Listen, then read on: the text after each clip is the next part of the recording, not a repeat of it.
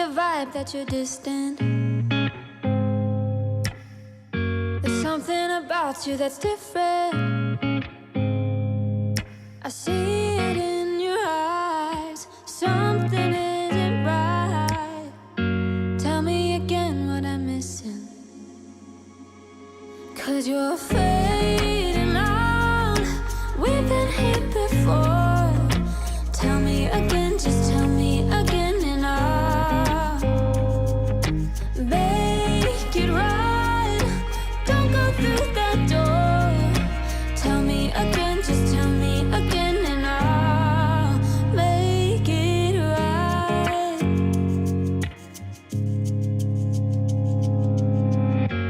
It is a lie when you tell me that nothing is wrong, just leave it be. But I see it in your eyes. Something isn't right. Tell me again what I'm missing. 'Cause you're fading out. We've been here before.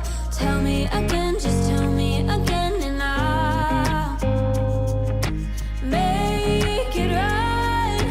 Don't go through that door. Tell me again, just tell me again, and I'll make it right.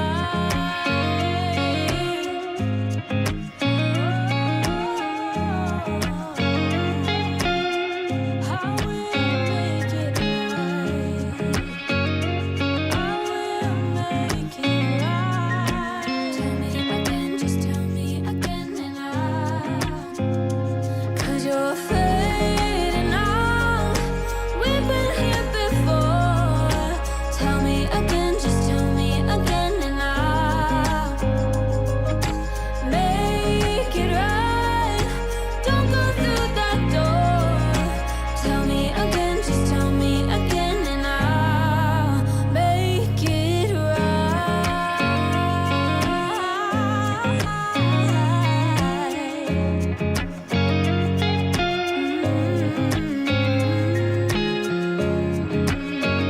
Tell me again. Tell me again.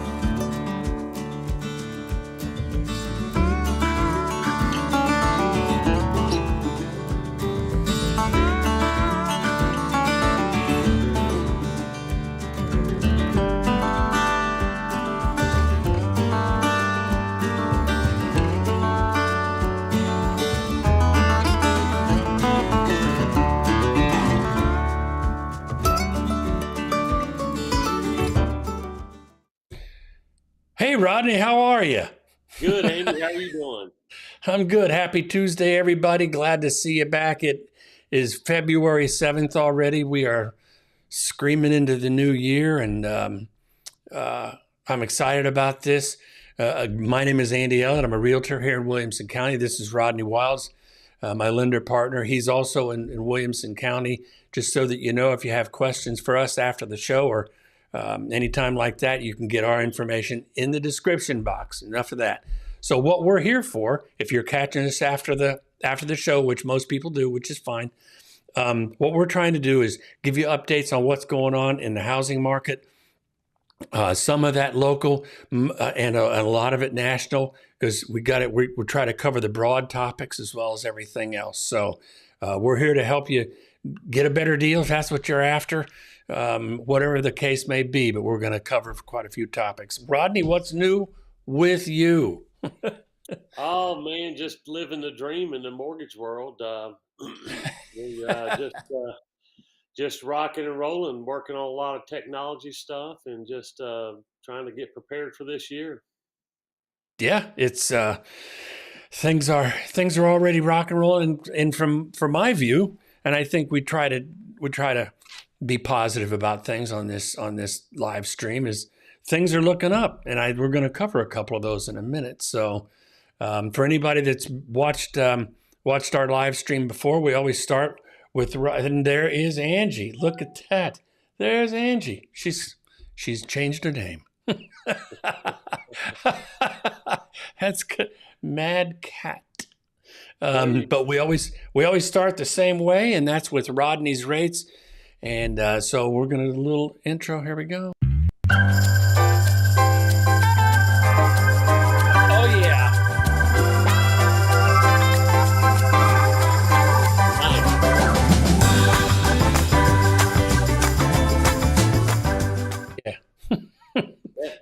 You can't ask for better than that. I'm telling you, how can you not be excited about that? So let's start off with Rodney's rates. Here we go. All right. If you're looking at the screen today, we're seeing a lot less movement this morning or today than we have over the past few days. Today, you can see 6 basis points. The U.S. mortgage-backed securities is virtually no change. The 10-year Treasury, virtually no change.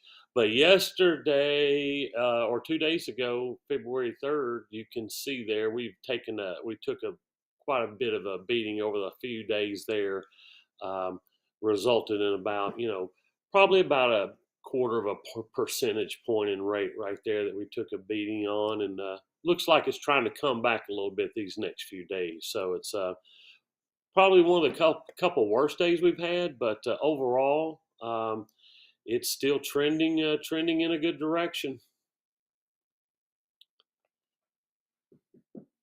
Sorry, I had muted there. If I'm not mistaken, did the rates not hit below 6 for a couple of minutes there on Monday? Or was that Friday? It may have been last week. Yeah, our FHA rates, probably across the country was well into the 5s as well. I'm sure other people's were as well. But yeah, FHA was down there. Was down there for a minute.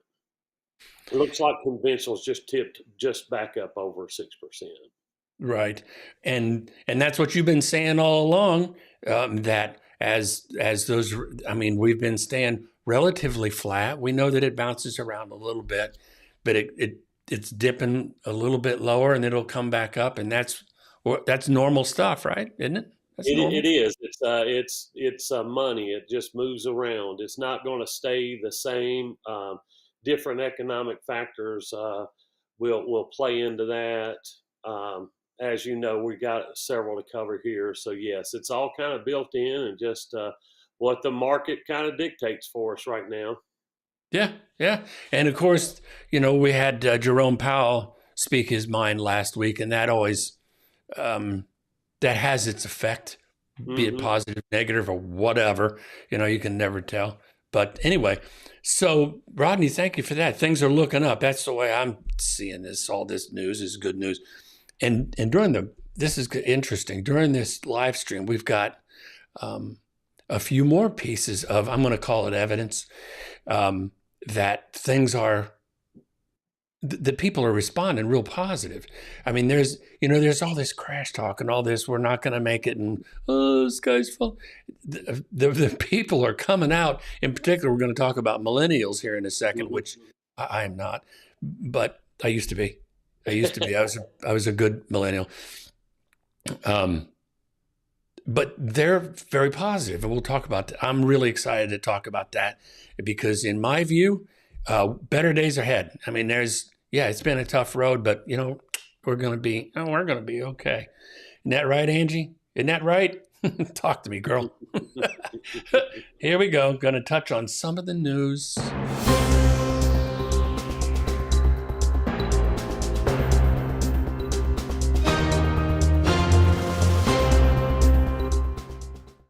I love that. That makes me feel like, you got to pull your shirt down the back and make it. So you got the microphone for it. I mean, so you're ready. These are for sale. You can get these.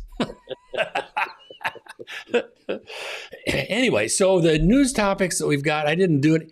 I was struggling with getting the text the way I wanted on the screen, and I was making it hard on a couple of our viewers, and we just stopped that. So I'm just going to tell you what the news is that we're talking about, and hopefully you'll be able to catch the drift. So the first article that I wanted to touch base with, this was important for this week on a number of levels, and that is the Feds came in and they raised the rates by 0.25, a quarter of a percent. The Fed funds rate indirectly controls a lot of other things, which include car loans, student loans, mortgage interest rate, not directly, but indirectly, it typically does. And so they went up a quarter of a point. Now, I've got some thoughts on this. Rodney, what are your initial thoughts about that? Well, it was kind of planned, right? Yep. It was planned, and I think they kind of already thought that there's probably going to be a couple more upcoming as well. Now, I think the only thing that's kind of threw a little bit of a wrench in it, and a lot, is that the job reports were so good or better, I should say. The job reports are so better. They started looking at, or potentially opening it up just not to a quarter, but maybe even a higher percent of increase and potentially another increase. So they definitely want to curb the inflation and curb us from growing too fast, too quickly. Yeah. Because it took me a minute to get my head around what this jobs thing is, and how that works. And the bottom line is, and I know you know this, but for anybody out there that doesn't read up on this stuff, a tight jobs market means there's more jobs than there are workers. And so employers have to raise wages and create incentives for workers to come work for them. That's what a tight job market is. Oddly enough, you would think that it would be the opposite. That's why I was having trouble with it. And what the Fed's trying to do is try to avoid having wages go up, because that's going to affect inflation negatively. It's going to cause the GDP to go up, and we don't want that, or we don't want that anymore. And so, in my opinion, the good news is, because they only raised it a quarter, I mean, they've been raising it half a point, 0.75, I think a couple of them back in there. I've forgotten the history of it already, but they've been raising it a bunch. This is the 8th increase. There was 7 increases last year, the first one this year. Mm-hmm. But what they've been doing is dialing back the pressure. And that's telling you, we've all heard about the soft landing. This is telling you, this is sending a signal, if you will, that they're letting their foot off the gas interest-wise, and that they're starting to believe that a soft landing is possible. Nobody used that word. It was just me using that word. But what Rodney was talking about is, if we can keep the jobs thing under control, meaning create an environment where we don't need more workers, let that job market cool off a little bit, then the wages don't have to go up quite so much and won't affect the inflation. That's where That's the good news in my opinion. We're closer to the end of getting back to 2%, which is what they want, than we were at the beginning. That's kind of my point. Oh, yeah, I agree 100%. Plus, all that to being said, I think the whole caveat to this thing is that, as soon as, let's say they get to a point where it's August or September and Mm. housing's still struggling, well, they can do whatever they want to the rates and pull housing out immediately. I mean, that's the other piece is that, well, they're wanting it to be perfect, but if it's not, they could still pull housing out later down the road and say, ease pressure on those rates and let housing take off again. That's exactly right. And I mean, and housing is a big chunk of the GDP. I mean, I've heard all kinds of different numbers from 20% to 40%. And I don't know how they keep that stuff straight. And I'm not that analytical guy that cares enough. All I know is I didn't mean to sound uncaring. I'm getting old. I can only hold on to so much at a time. It starts to spill out. But I know that housing is a big deal. It's a big part of that of the economy, and they know that the feds know, and everybody knows that with one word, Jerome Powell could change the face of the housing market. I don't want to say overnight because it wouldn't be overnight, but quickly. If he were to drop those rates. Right. Yeah. Man, that'd be something. So the second piece of information, and I know Rodney's got some points about this, about millennials have been impacted by inflation, but here's the point. They're forging ahead. Now, that's a really interesting thing. Let me pull this up. 28% of millennials are delaying 28%, and I think I've forgotten what the percentage of the buyers on total is millennials, but it's a bunch. First-time home buyers is probably close to 30%, 32%, and I'm going to say that the millennials, for the most part, are going to fall into that first-time buyer category. I think probably, but 28% are millennials range up to like 42. Like 27 to 42 years in age. That's the bracket for right. Yeah. And that being said, let me look something here. Yeah. But 28% of them are delaying, but the rest are saying, here's how they're responding. This is really good news in my humble opinion. They're responding by saving more money for the purchase. 59% of people are saving money, and Rodney, you preach that every week. Be financially smart is what you say, I think. They're prepared to spend more than they expected, 36%. That's not a total shock because everything's more expensive than you expect, when you find what you want. Buying a fixer-upper, which, boy, here we come. We know about that's not going to happen. But fixer-uppers, I mean, there is a place for fixer-uppers. Somebody doesn't want to fix their house, you can still sell it, and you can sell it well. And then the last part of it was buying a smaller home. So good news is, because the rates are on the high end, that doesn't seem to be stopping this big chunk of the market. Right. I'm glad you pulled this up. Did you share that graph? Because you didn't share that graph. Because I was just like 59% was saving for more homes. 36% was planning to spend more. 28% delayed buying a home, and of course you see the other ones, but I'm not sure. But none of those add up to 100%. So I wasn't sure about the numbers. Yeah, me neither. And I'm blowing these up for you. 135% of 100% of people, but no. Just messing around with that, just poking fun at that. But yeah, that was. These are exactly kind of what we've been talking about, and I think this is millennials coming to kind of realizing what realistic expectations are right now. This is what they're going to have to do to move forward. And a lot of these are good plans, right? You got, Yep. saving more, planning to spend more than expected. Well, probably so, unless you're going to go into that bottom category of buying a smaller home, right? So, um, yeah, I think when we talk about, I know real estate agents struggle with getting sellers to understand what today's market is. Yes. Millennials looks like they've got it with this graph right here. Looks like they've got a pretty good grasp on it. It does. That's a really good point, because we've seen that, Rodney, and we've been in the business long enough to know what rising and falling interest rate looks like, and we know how people respond to it. I mean, since, I don't know about you, but since I've been in business, rates haven't always been 3.25%.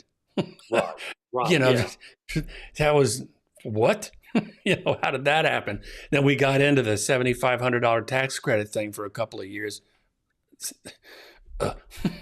Well, yeah, I mean, Andy, you just kind of went, a new car purchase or whatever. But I remember first time home buying, and when I was a first time home buyer, and when I was helping first time home buyers, it was important about your other debt, like car payments and things like that.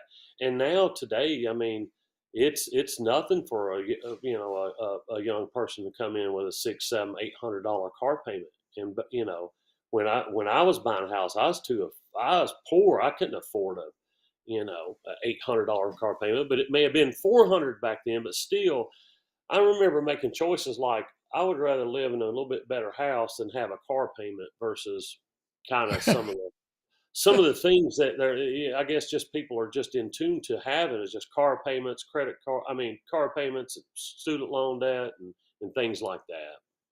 Yeah, it's, you know what? And I mean, I think it's no surprise that credit card debt in this country is pretty much at an all-time high.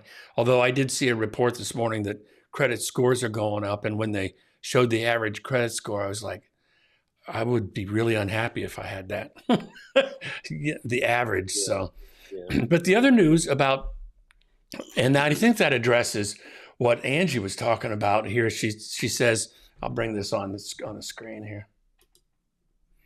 I don't know how millennials can afford a house around here 20% down and mortgage around $5,000 a month. To be honest, I don't either. That's Not everybody can. I may have said it, but I had one of my first time home buyers. He's a young man, friend of mine, and we helped him through his purchase, and I think it was like $900,000 for his first house. I'm like, really? Yeah, first time home buyer, $900,000 purchase price. But I mean, that's obviously he was doing well to afford that, but still, it's just different times. I mean, these house prices are high in certain places. So right, and I know we stay on top of this. That when we're talking about, for anybody that's tuning in after the fact, Rodney and I both work in Williamson County, Tennessee, which is, it's south of Nashville a little bit. And it's like it's either 10th or 15th wealthiest county in the nation, and the only one in the South. I mean, if you do your wealthiest county rankings, we're the only one in the South and pretty high up there. So when Rodney's throwing around $900,000, that's kind of, I don't want to say completely normal, but it mostly is. If you're in Brentwood, that's pretty much what you're going to do. If you're in Franklin, you're sneaking up on that easily. You're average. If you're oddly enough, if you're in Thompson Station or Nolensville, it's over like 1.1 million. But those are small subsets, so it gets kind of wacky. So when we're talking about numbers like that, the reason I bring that up is this.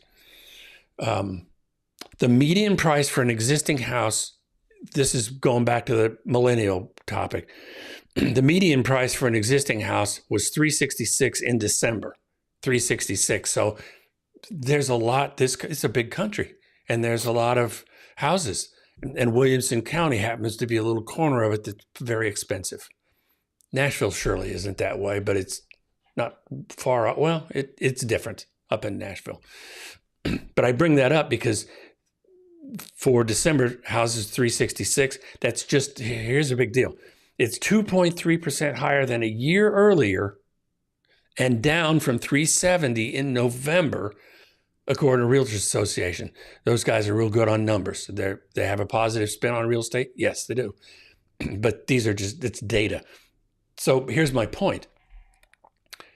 It's just up 2.3% in a year versus what have we been seeing year over year before that, Rodney? 15, 20%?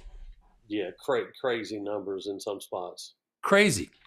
I mean, investors couldn't get in there fast enough because they knew it was going to sell for double-digit profit in 60 days, you know? And the other thing that it tells you, it goes from 370 to 366 in a month. So, you know, I mean, this is a good time. It's impossible to predict where the rates are going to be because that's going to be the next question. And let me back something up here. Bear with me. Yeah. Yep. Now we're going to talk about rates and what to expect and what to do about that in just a second here. So here's another point that maybe you saw this, Rodney. For millennials, the article's trying to give them tips on how to get a better deal. Do you see that one? If you find a home,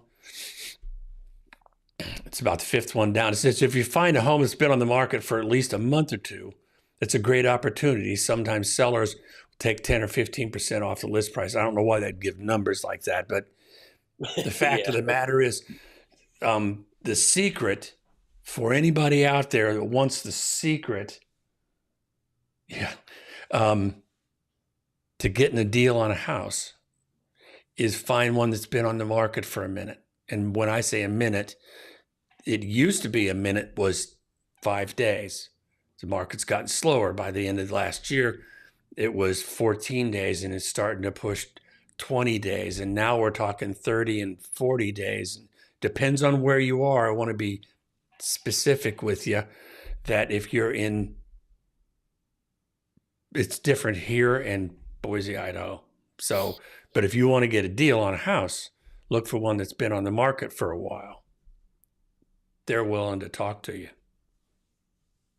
Yeah, because we're in this same article. It's wild. We're in a situation where you're still the hot properties are still selling in a millisecond. You know, they're still going fast. You can potentially multiple offers, but you're right. If you want to negotiate, so you know somebody's sitting on the market's the ones you negotiate with, not the one with 7 contracts in front of them. That's exactly right. And just keep in mind, if you're working with somebody that knows what they're doing, when you're talking about a property that's been on the market for an extended period of time, whatever that means in your market, it's one of two things. Remember, price compensates for everything in a house. Everything. If it's in terrible condition, there is a price for that people go, okay, it's on fire, but I'll buy it for X amount of dollars, you know. Price compensates for everything. If you see something that's been on the market, be working with somebody. Find out, I'm not trying to promote anybody here. Find out from somebody what the real selling price for houses like that in that neighborhood are to start with. Because you got to figure out if they're on the market, it's either in less good condition, it was in poor condition compared to the others, or it's just overpriced. But it's going to be almost always it's going to come down to one of those two things. But you got to know where your starting point is. The fact is, if a house is on the market for a while, the seller they're not sure why. Because if I'm selling a car, it looks like a Lamborghini to me. But if you're buying it, it looks like an AMC Pacer. You know what I mean? Yeah. There's different perception on that. Yeah, you better be an AMC Pacer fan. Sorry. That car. There really shouldn't be any of those left on the road. I picked one that I'm pretty sure is gone. Hey, one quick thing about this other article. Did you see the way the millennials are saving for their down payment? Um, I they did not. they had how millennials are actually accomplishing some of those goals. 50% of them portion out each paycheck. 45% cut back on non-essential spending. 38% additional source of income. 32% finding a higher earning job, 24% moving in with family, 21% investing, um, not paying other bills, going into debt, 13%. I don't know about that one, but again, they don't add up to 100%, which I don't know why, but that's like I said, it seems like they've got a really good handle on figuring out how they can become homeowners. Well, but here's what this tells me, and you have talked about before on our live stream before. Wendy and Phil's here. Say hi to Wendy and Phil. Hey, hey. The gang's all here. Angie, Wendy, Phil. All right.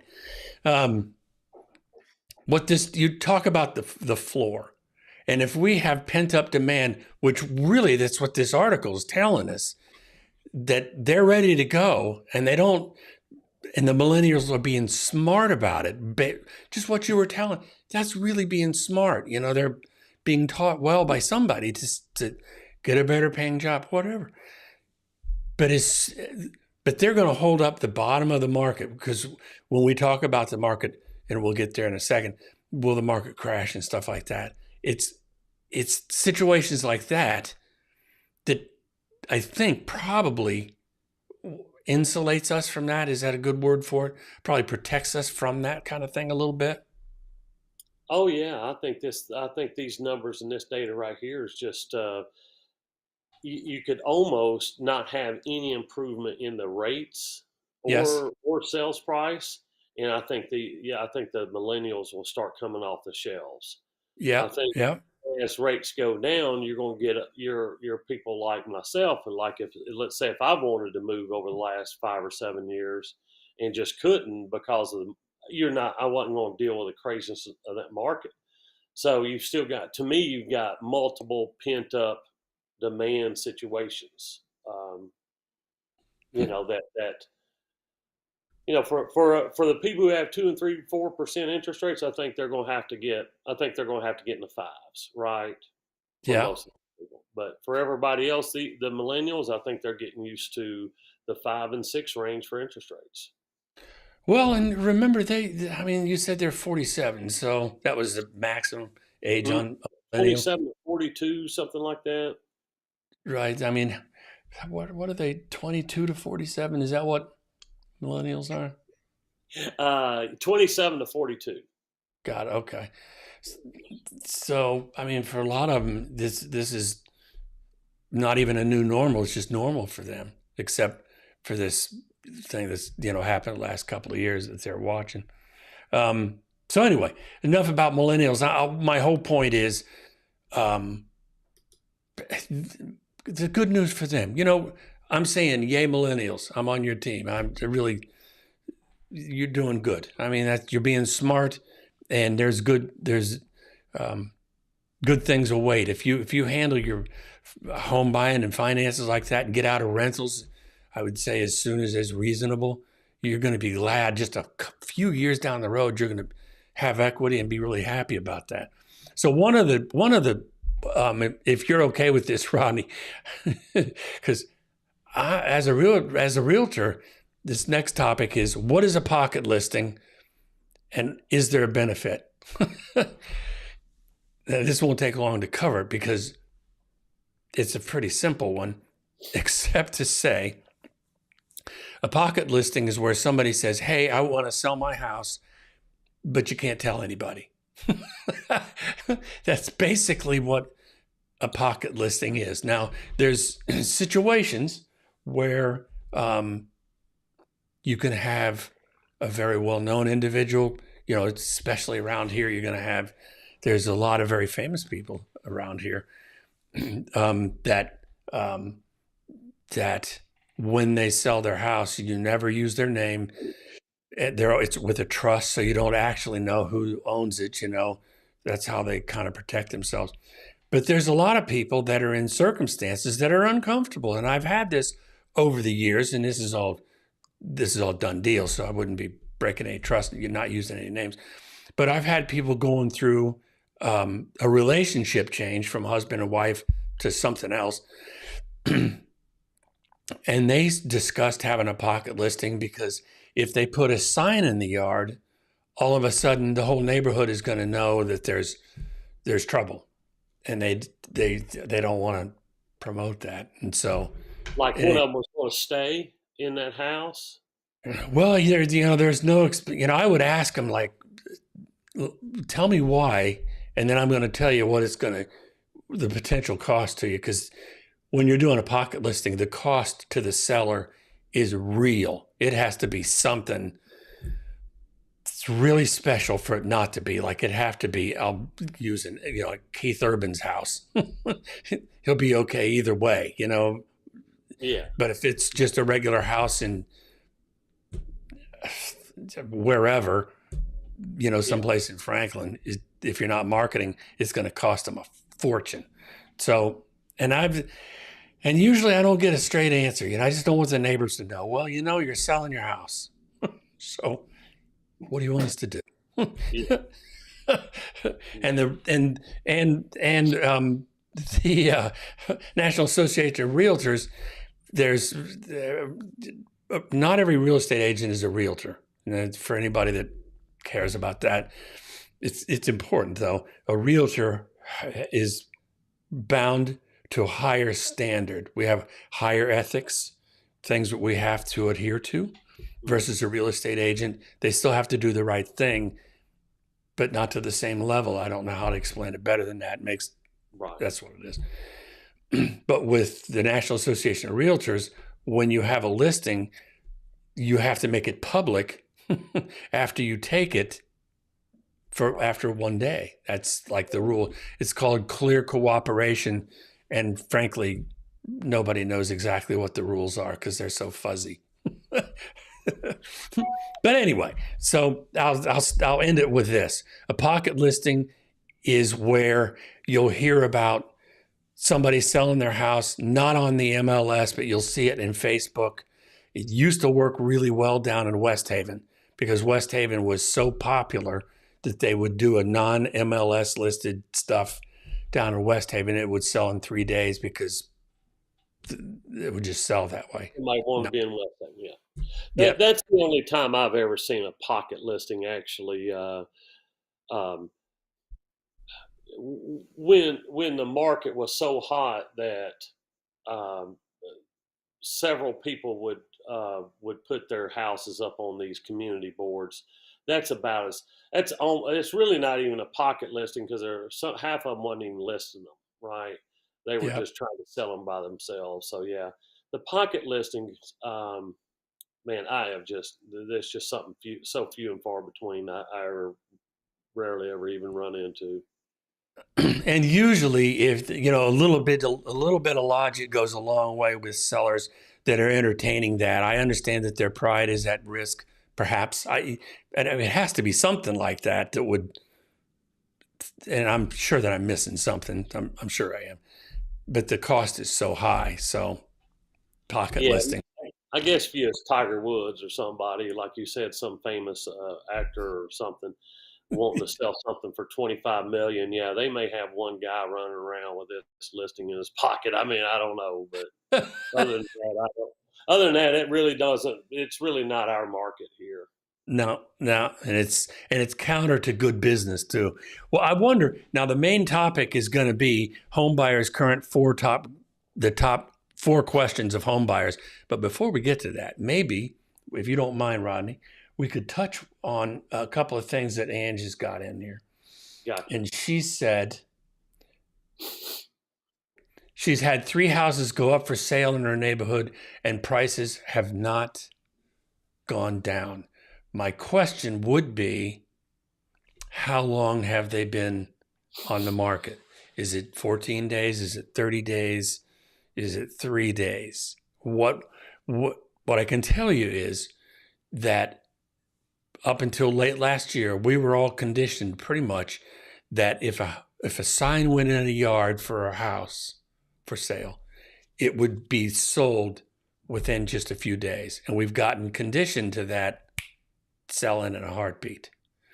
And now sellers and a lot of buyers, when they don't see that sold sign go up in a week, they think, what's wrong with the house? Well, there's nothing wrong with the house other than what we were talking about before. It's either it's overpriced 9 out of 10 times. It's going to be overpriced 9 out of 10 times. So that's going to be my question to you, Ange. And that is, how long has it been on the market? Because unless they have a hard line, unless they've done a HELOC, Rodney would certainly know more than this. If they're close to underwater, they bought it within the last year and they don't have any wiggle room at all when they sell. If they have a hard line, then they'll stop. If they don't, then it's just going to take a minute for them to figure out they're not going to get what they thought they were. Yeah, and when I think when they're only down a few percent, that's almost undetectable. I mean, Yeah. it's it's all like you said, it's only down 3%. If it's that's almost undetectable when you're selling 3 or 4 houses. You can't really. It's not much of a change. So Yeah.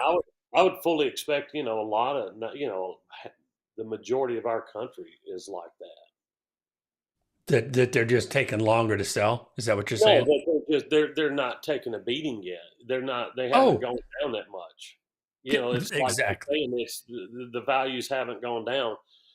They really haven't. I mean, when we're talking about such few percentage points, it's like it's undetectable when you sell 3 or 4 houses in a neighborhood. Yeah, and I think what you mean by undetectable, this is just for my clarity, is even if they take a beating, they're still making really good money over what they would have a year ago.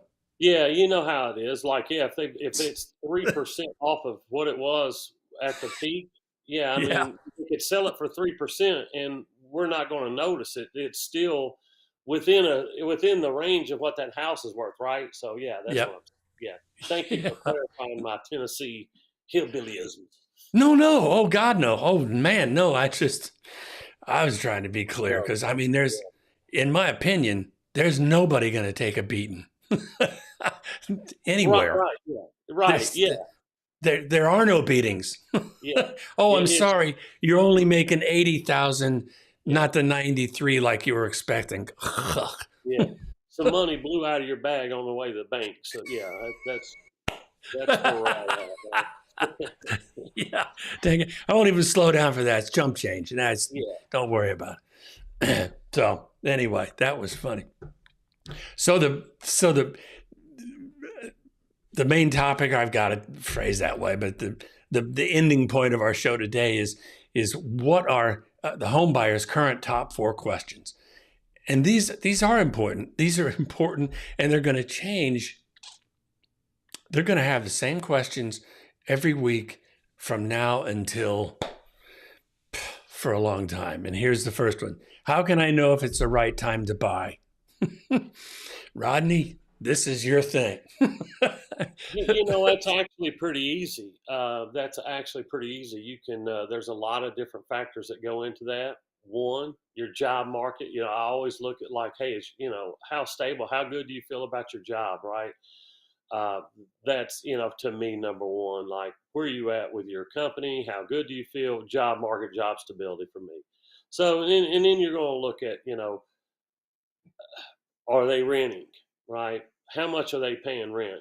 We have some rent comparison tools that we want to show you, like, okay, if you pay rent for 3 years and you buy right now, and we can plug in the appreciation that's, whatever we say, we can customize, say if it appreciates 1% a year, cash flow investments, things like that. But, with rates at the 6% mark or very close to that, it's a good time to buy. It's the housing prices aren't they're fairly stable right now, and you can actually negotiate some time. So it just depends on their situation. Is it the right time to buy? Yeah, I agree. Because I just did a video on people tend to want to buy on the dip because we all have this, buy low, sell high mentality, which is right.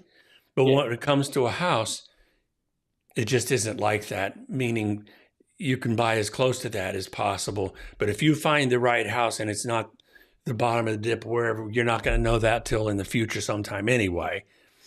Right. Don't let that hold you back is my whole point. That's the right time is to buy is everything Rodney said. You're financially prepared and you find a house that you know that you can live in and love for several years to come.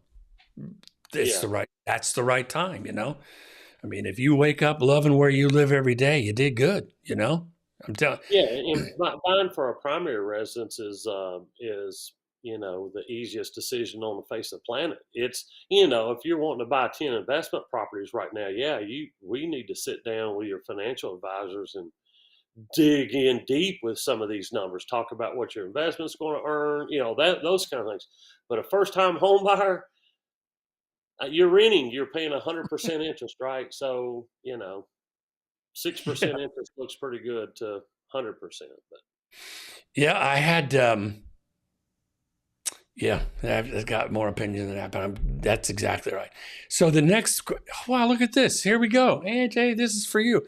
The next question is going to be, will sellers continue to lower the price? The answer is probably. Because it's going to take, with every seller that comes on the market, unless they're really in tune to housing, is going to have to go through the same education. And that is, they're going to call somebody to sell their house and they're going to have a number in their head. And when somebody gets there and shows them the comps, they're going to say, I have this number in my head. You're showing me these number. My house is much better than those. So we're going to try my higher number. Every seller will go through that until they're on the market for X number of days, 30 days, whatever, everything we've talked about. And then they start calling to say, how come you're not selling my house? And there's only one answer. You've priced it too high. That's what happened.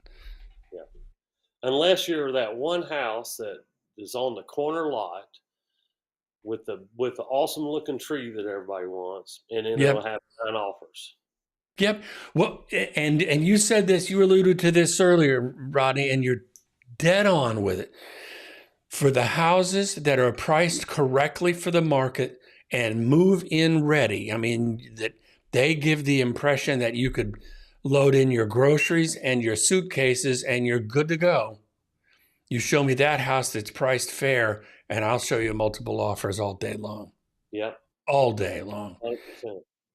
And if you don't have that, the sign's going to stay in the yard. That's what's going to happen.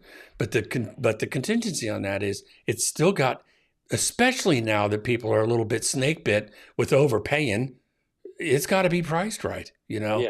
And anybody and everybody's going to be doing their research. And even if it happens to me a lot, for people that aren't using realtors, you're going to get a call and they're sniffing around trying to get you to do comps, Well, you're exactly right. I'm glad you mentioned that the price right, but also the good shape is it's been on every one of them. Yep. It's been there's been no fixer uppers that sold, for maximum dollar and like it used to be. Yeah. Price and conditions, a 1-2 punch of a knockout sale. Just made that up. I'm going to have to write that down. Let's do a video next on that. Yeah. And then the next one is going to be, will the market crash? No.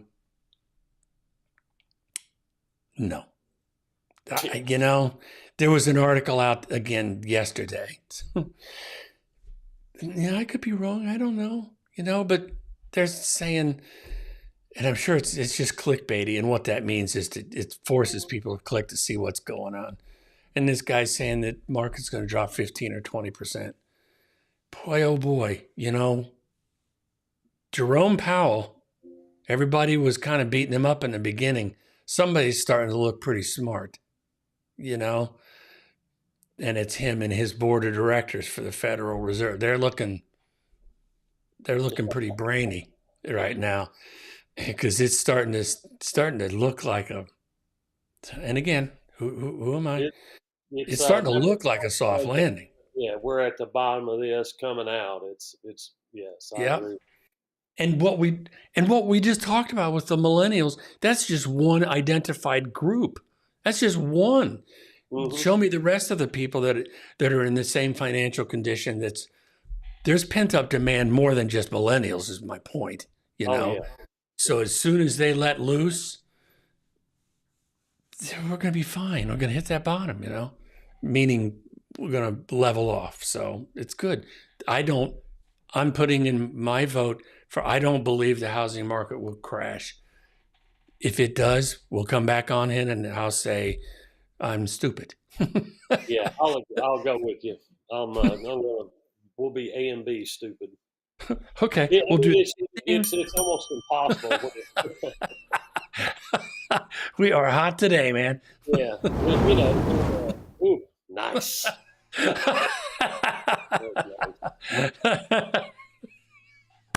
I mean, that was a great face, man. That was good. and we just had too much equity. I mean, you could just sell your house. That's the difference. You couldn't sell nothing. You talk, all the conditions last time. Although we were going backwards a lot faster than now. It wasn't 2%.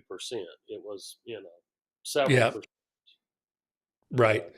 And what they're talking about now is that I believe, if I read in the article correctly, that the inflation rate is about 4. It's 4 point something. It's 4.59, something like that.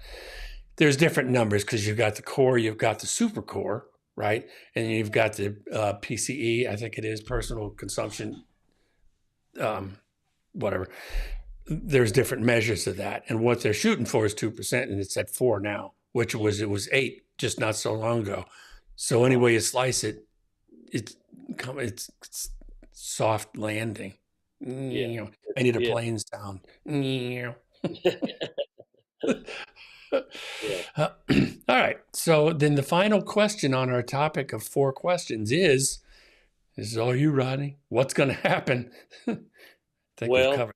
This with $6 or $7 can get you a cup of coffee somewhere. So I'll say this: I think people are going to get used to a 5 to 6 range.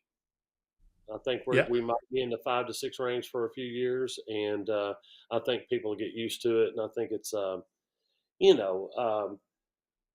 think 6 is a little on the high side. I'd like to see it maybe under 5, but I think we'll be in that range for a year or so.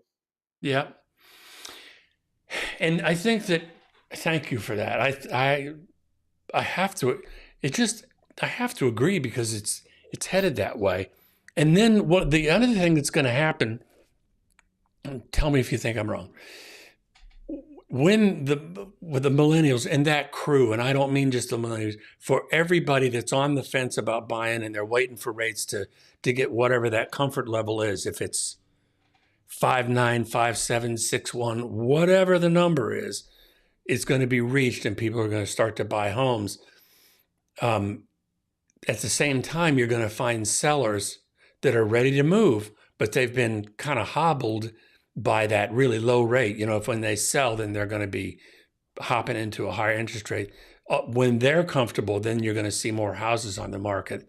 That's what I think is going to happen with that. Yeah, I agree. Yeah. I think we pretty much wore this day out. What do you think? It's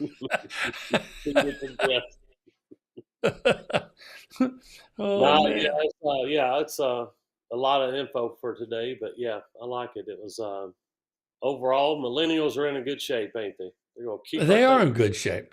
Yeah. And the Fed's telling us good things. And if you want to sell your house, don't do a pocket listing, would be my advice, without knowing your situation. If you have one, give me a call. We can talk it through. And if you have lender questions, Rodney's information is in the description box, like always. So check for that. Rodney, any final thoughts, buddy? Good job today. Thanks for everybody for joining. It's I like the questions and keeps us on our toes. It does. Thank y'all. It's been a fun day. And Wendy, Phil, thank you for being here. Angie, as always, love the new name. I'm pretty sure that's a new name. I like that. Do you think hedge companies? Can I answer this before we go, Rodney? Yeah, heck yeah. Yep. If you're talking about the iBuyer stuff, iBuyers will almost completely be, you've got OfferPad, if that's what you mean. Bye, Angie. OfferPad is at risk, I believe, of being taken off the stock market. And Open Door, they're still trying to do business, I think is the way it's working. But for the iBuyer programs, for whether it's Zillow, which is dead, if it's Redfin, gone, Keller Williams iBuying program, gone. None of those programs exist anymore. It's going to go back to what we're all used to. We buy ugly houses. That's what iBuyers was, Yeah. I'm wondering if Phil's asking about if it's the huge money from the hedge companies. Like I think maybe what he's asking is like these hedge companies, like they got $1 billion in money that they want to put into real estate. So they're going in and buying, these hedge companies are going in and buying whole subdivisions and renting them out. Progressive Realty is one of them. And that's where people hear the term BlackRock and stuff like that. So I think those people are probably still be in the market, just not, I don't think they're going to jump on it like they did because of I think they'll jump back in if our equity starts shooting up like it was. Right. Yeah. Because that was an equity gamble on their part. Yeah. And when you hear about, like in Laverne, there was they called it the $31 billion deal. It was over in Laverne, which, if you didn't know, Lake Forest subdivision in Laverne, it used to be, I think it might still be, is the largest subdivision in the United States. Who knew? Yeah, south of the Mason-Dixon line it was, yeah. Yeah. But Progressive was one of those companies that was buying up, it seemed like 2 or 3 houses in every street is what they were doing. And now that they really are limited to the rent, and maybe not, you can't buy a house and make a profit like you could, I think you'll probably see there's less of those guys than in the past. But they're going to have to do something with that money, Yeah, they're still going to invest in real estate. It's probably just not at the, I think they'll get back in as, say 7 or 8 years or 10 years. If we see another equity explosion like we've had, we'll see everybody get back and trying to do similar stuff. But yeah, because now they know how it works. It's tamed a little bit. Yeah. So you got 2 answers. I think Rodney's was probably the more right, but I saw an opportunity to jump on iBuyer, and I did. Just answer anything. It don't matter. Just say hey, I'm sorry, but now I'll defer to him first from now on every time. Listen, everybody, thanks a lot. I hope we answered your questions. You're a good group of people, and we're having a lot of fun. So, Rodney, thanks a lot. Have a great Tuesday. Goodbye, everybody. We'll see you later. See y'all.